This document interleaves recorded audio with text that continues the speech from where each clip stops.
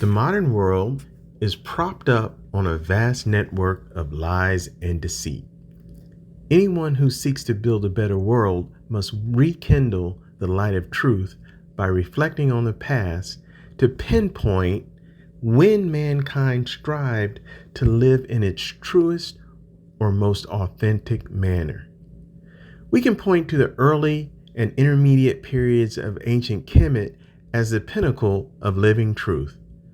During this time, Kemet flourished for several thousand years in peace and prosperity because they established a culture to develop divine men and women.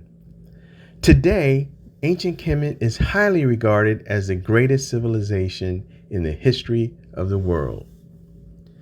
Now, there may have been equally impressive ancient African cultures, but Kemet left us with written records so we can restore the life we once knew.